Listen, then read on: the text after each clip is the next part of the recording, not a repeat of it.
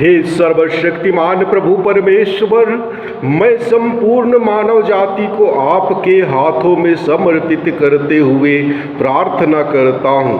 प्रभु, सभी मनुष्य जाति पर आपकी आशीष एवं कृपा हो। दुनिया के सभी मानव जाति एक दूसरे की सहायता करें। सबों को हर प्रकार के दुख एवं तकलीफों से सुरक्षित रख। विशेषकर कोरोना महामारी से संपूर्ण मानव जाति डगमगा गई है। प्रभु, आपसे निवेदन है कि इस संक्रमण को जड़ से खत्म करने की कृपा कर, ताकि इस दुनिया में सभी मानव जाति सुख शांति के साथ जीवन यापन कर सके। हम यह प्रार्थना करते हैं उन्हीं हमारे प्रभु ख्रिस्त के द्वारा, आमीन। प्यारे मसीही भाइयों एवं बहनों, प्रतिदिन बाइबल पाठ एवं चिंतन में आपका स्वागत है। आज का पहला पाठ निर्गमन ग्रंथ अध्याय 1 पद संख्याएं 8 से 14 और 22 तक से लिया गया है। वचन कहता है, मिस्र देश में एक नए राजा का उदय हुआ जो यूसुफ के विषय में कुछ नहीं जानता था। उसने अपनी प्रजा से कहा, सुनो, ये इस्राएली संख्या और शक्ति में हमसे अधिक हो गए हैं। हमें ऐसा उपाय सोच निकालना चाहिए जिससे उनकी संख्या न बढ़ने पाए।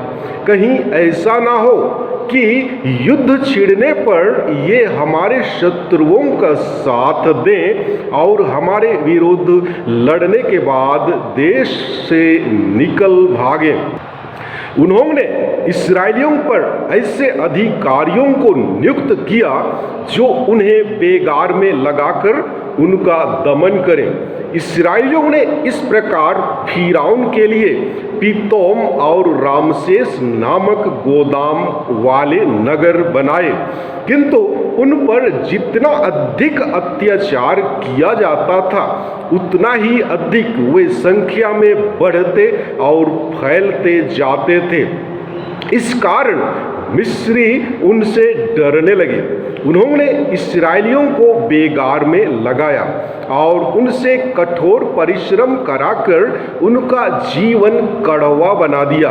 उन्होंने गारा और ईंट बनाने और खेत में हर प्रकार का काम करने के लिए उन्हें बाध्य किया। इसके बाद फिरौन ने अपनी समस्त प्रजा को यह आदेश दिया कि वह प्रत्येक नवजात इब्रानी लड़के को नील नदी में फेंक दें, किंतु सब लड़कियों को जीवित रहने दें। प्रभु की वाणी। ईश्वर को धन्यवाद। और आज का सुसमाचार पाठ संत मत्ती के अनुसार पवित्र सुसमाचार अध्याय 10 पद संख्याएं 34 से लेकर अध्याय 11 के पद संख्या 1 तक से लिया गया है। वचन कहता है, यह ना समझो कि मैं पृथ्वी पर शांति लेकर आया हूँ। मैं शांति नहीं बल्कि तलवार लेकर आया हूँ। मैं पुत्र और पिता में, पुत्री और माता में, बहू और सास में फूट डालने आया हूँ। मनुष्य के घर वाले ही उसके शत्रु बन जाएंगे। जो अपने पिता या अपनी माता को मुझसे अधिक प्यार करता है वह मेरे योग्य नहीं है। जो अपने पुत्र या अपनी पुत्री को मुझसे अधिक प्यार करता है वह मेरे योग्य नहीं। जो अपना क्रूस उठाकर मेरा अनुसरण नहीं करता वह मेरे योग्य नहीं। जिसने अपना जीवन सुरक्षित रखा है वह उसे खो देगा, और जिसने मेरे कारण अपना जीवन खो दिया है वह उसे सुरक्षित रख सकेगा। जो तुम्हारा स्वागत करता है वह मेरा स्वागत करता है, और जो मेरा स्वागत करता है वह उसका स्वागत करता है जिसने मुझे भेजा है। जो नबी का इसलिए स्वागत करता है कि वह नबी है, वह नबी का पुरस्कार पाएगा, और जो धर्मी का इसलिए स्वागत करता है कि वह धर्मी है, वह धर्मी का पुरस्कार पाएगा। जो इन छोटों में किसी को एक प्याला ठंडा पानी भी इसलिए पिलाएगा कि वह मेरा शिष्य है, तो मैं तुम्हें विश्वास दिलाता हूँ कि वह अपने पुरस्कार से वंचित नहीं रहेगा। अपने 12 शिष्यों को ये उपदेश देने के बाद ईसा यहूदियों के नगरों में शिक्षा देने और सुसमाचार का प्रचार करने वहाँ से चल दिए। प्रभु का सुसमाचार। हे ख्रिस्त, तेरी स्तुति हो। प्यारे भाइयों एवं बहनों, ईश्वर ने इब्राहिम और याकूब से प्रतिज्ञा की थी कि वे उनके वंशजों को एक राष्ट्र बनाएंगे और वह राष्ट्र दूसरे राष्ट्रों के लिए आशीर्वाद का स्रोत बनेगा। यह प्रतिज्ञा पूरी हो रही है। जब याकूब अपने समस्त परिवार के साथ मिस्र गया था, तब उनकी संख्या 70 थी। 430 वर्षों तक मिस्र में रहने के बाद इस्राएल की संख्या बढ़ गई है। अब वह शक्ति संपन्न भी हो गई है।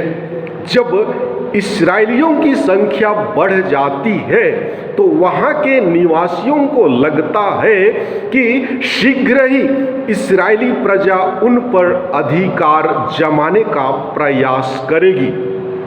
अतः वे इस्राएलियों को सताने लगते हैं। जी हाँ, आज के पहले पाठ में हमने सुना कि इस्राएलियों की संख्या बढ़ती देखकर मिस्र का फिरौन चिंतित था। शक्तिशाली होने के कारण वे मिस्रियों पर आक्रमण भी कर सकते थे। फिरौन यूसुफ को मिस्र का सबसे बड़ा शुभ चिंतक मान सकता था, लेकिन वह यह भी जानता था कि यूसुफ मिस्री नहीं परंतु इब्रानी है। वह डरता था कि इस्राएली मिस्र के विरोधियों से मिलकर मिस्र पर अंततः शासन करने का प्रयास करेंगे। वह यह भी जानता था कि इस्राएली लोग सस्ते श्रम के स्रोत थे। वह अपने अधिकारियों के द्वारा उन पर अत्याचार करने लगा और यह भी आदेश दिया कि नवजात लड़कों को नील नदी में फेंक दिया जाए। इस तरह मिस्र देश में इस्राएलियों की दशा दयनीय स्थिति में आ गई। और आज के सुसमाचार में यीशु अपने शिष्यों को चेतावनी देते हुए कहते हैं कि मैं शांति नहीं बल्कि तलवार लेकर पृथ्वी पर आया हूँ। यह सुनकर सभी शिष्य मौन रहते हैं। यह सच है कि ईसा शांति के राजा हैं। यीशु का वचन और सत्य परिवार के दंपतियों, बच्चों और माता पिताओं में फूट डालेगा। वे एक दूसरे के शत्रु होंगे और उनमें विभाजन होगा, क्योंकि ईसा कहते हैं जो परिवार अपने माता पिता, पुत्र पुत्री, बहू और सास को मुझसे ज्यादा प्यार करता है वह मेरे योग्य नहीं। जो अपना क्रूस उठाकर मेरा अनुसरण नहीं करता वह मेरे योग्य नहीं। यहाँ प्रभु यीशु परिवार वालों से चाहते हैं कि उसका स्थान शब्द और कार्य परिवार का केंद्र बिंदु होना चाहिए।